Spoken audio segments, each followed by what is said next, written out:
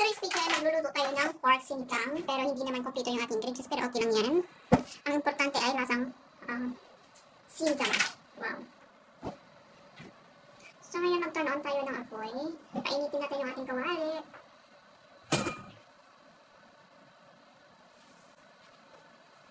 Kapag mainit na yung ating kawali, maglagay tayo ng cooking oil.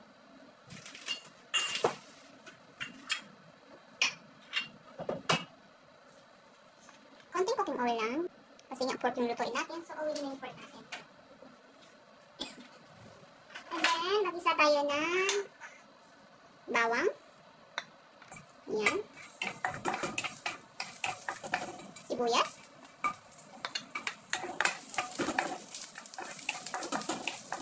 And yung ating tomato o kamatis.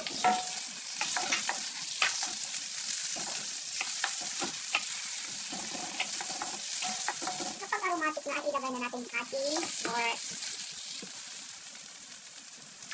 Sumalagay na tayo ng pork. Pitasay na natin ito dito sa video. Ayan, mag-sauce natin. I-fry na natin yan hanggang maging golden brown.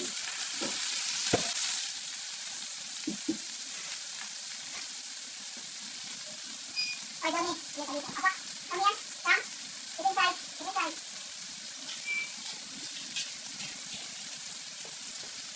Then,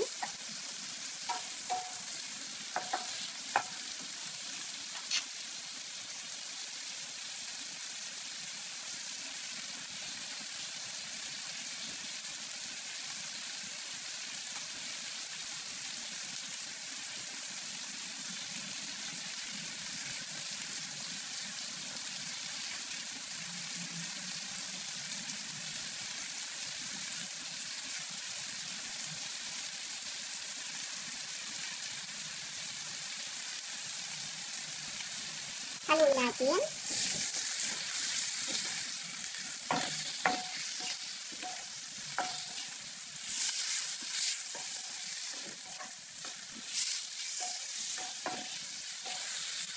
Manit po kasi humigop ng sabaw. Kaya mas kumali ko ng pork sinigang kahit late na. Mag 7 PM na. Pero yung liwanag parang 5 o'clock lang.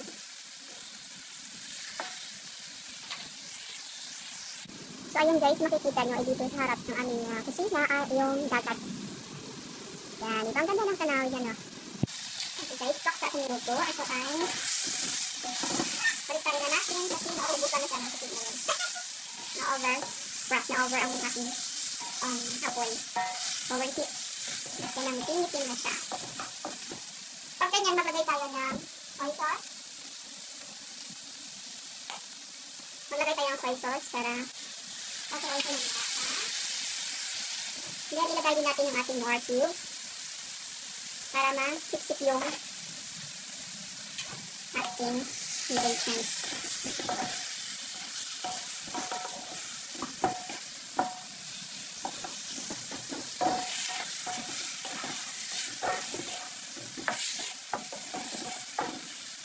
Ilagay natin ng konting water.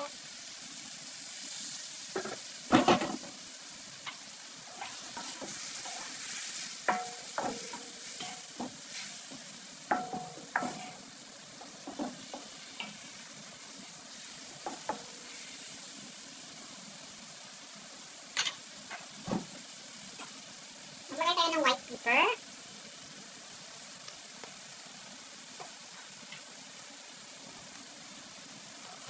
Haluin.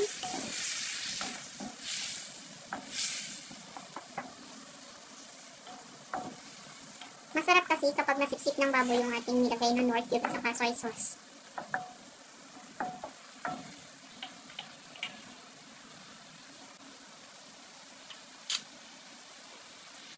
Pag ganito na guys, mag-add tayo ng water para malagay yung ating pork. Maglagay tayo ng enough water hanggang sa malambot yung ating baboy. Ayan guys. So damihan na natin para hindi na tayo magdagdag ng tubig mamaya. So iluto lang natin to hanggang sa maging tender yung ating pork. So takpan natin para mabilis siyang kumulo. Then pakaluan natin siya hanggang sa malambot yung ating baboy. So ngayon guys, habang tayo pinapalambot yung ating baboy, Dito naman tayo sa gulay. Meron tayong kangkong dito, so tanggalin na natin itong dulo. Ayan. Pumasok yung isa. Tapos, hugasan muna natin ito. Bago natin na ipat-ipat. Putol-putol yan ayun.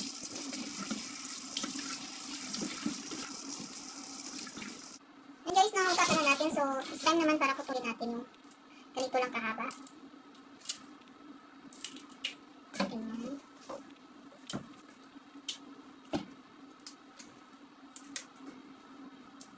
Sarap kasi kumain ito kapag medyo mahaba siya ng konti. Nabili ko to ng $10. Diba? Kapag sa Pinas tayo, pag may tanim tayo nito, wala nang binibili. O yung kapitbahay natin, may tanim nito, hindi lang tayo. Ito, $10 ito. Magkano na yun sa piso? $70 pesos? Mahal. Pero no choice. Gusto mong kumain, hindi pumili ka, diba? Kapag bumili ka naman ng ng luto na, eh mas napamahal pa kasi isang kain mo na lang yun. Eh eto, pag bumili ka at ka na magluto, eh ba, 3 beses mo nang kainin. Dapat marunong kong magluto, kaya kayo dyan, kailangan nyo mag-practice magluto. Hindi puro pili, para naman makasave kayo. At laki ko naman kasi, dito kay Madam, open ng luto, hindi siya lang iba na bawal ka magluto, ganyan-ganyan.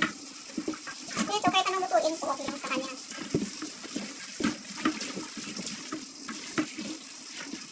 So, i-transfer natin dito sa lagayan, lagyan natin ng tubig, tapos i-cooking natin.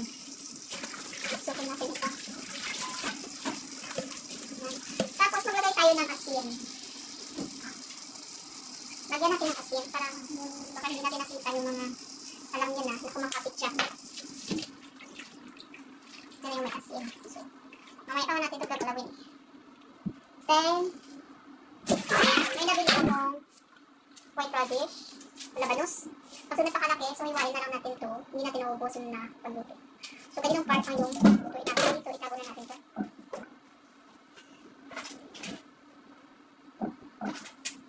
So, balatan na natin gamit yung peeler.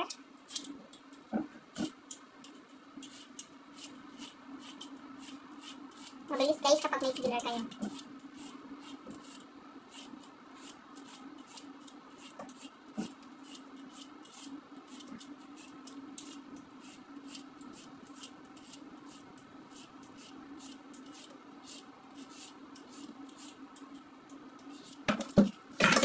So, itapon na natin itong mga balat niya. Kasi ayaw ko na may kalat-kalat eh. Kaya after ito, balat na.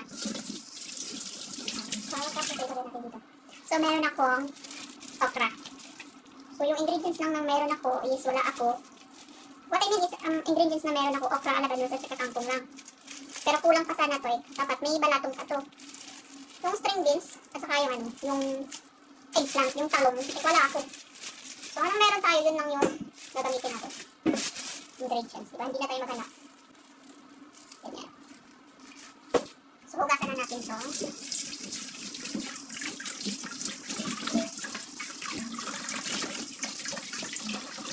Itong ano na to, isang pack nitong okra na to, is nabili ko ng $10.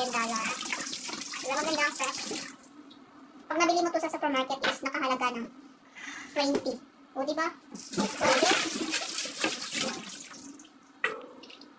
At ayan na guys, tumukulo na yung ating pork. So, hayaan na lang natin itong kumulo hanggang sa lumambot yung ating pork. So, na guys, check natin. Nag-reduce na yung ating sabaw. So, check natin kapag malambot na yung ating laboy. Ayan guys, malambot na siya. So, tikman natin kung okay na ba yung lasa niya. At saka natin ilagay yung ating vegetables.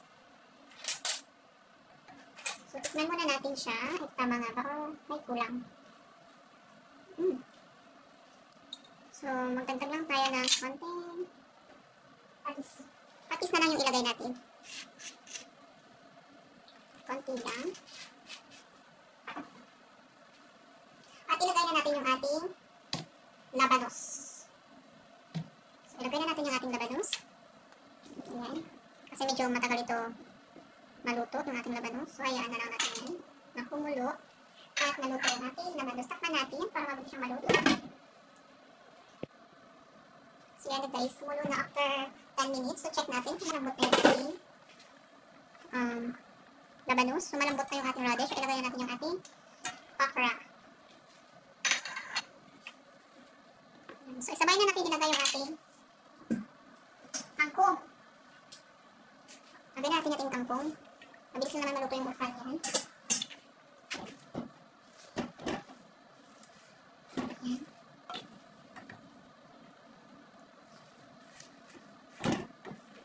Mamaya na tayo maglagay ng ating sinigang. Kasi pag ilagay natin yung sinigang natin, paano siya? Tawag to?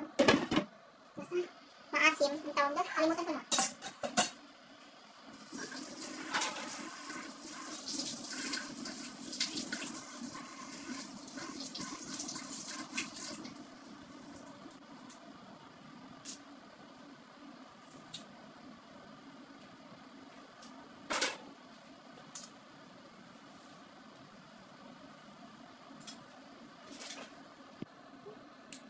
So, ayan na guys, kumulo na. Balik na natin ang ating vegetables.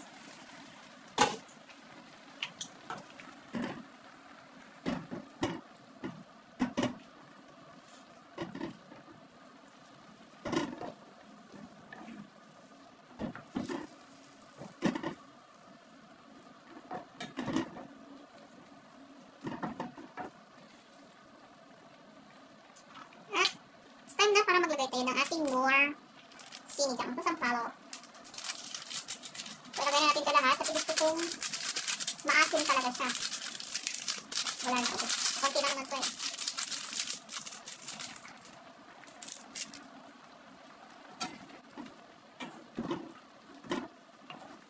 Haluin natin para mag-well combine.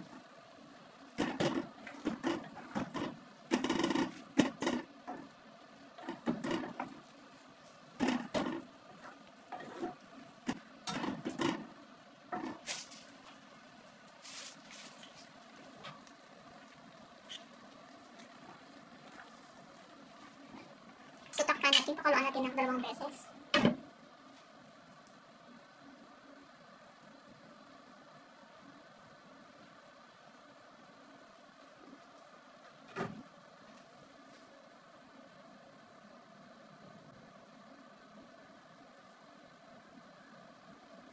So, ayan na guys, kumulo na. So, tikman na natin yung ating sabaw. Kasi nga, may, ano na siya, may sinigang. So, maasim na ba ito? Or kulang nga ba? Wow, amazing. So yummy.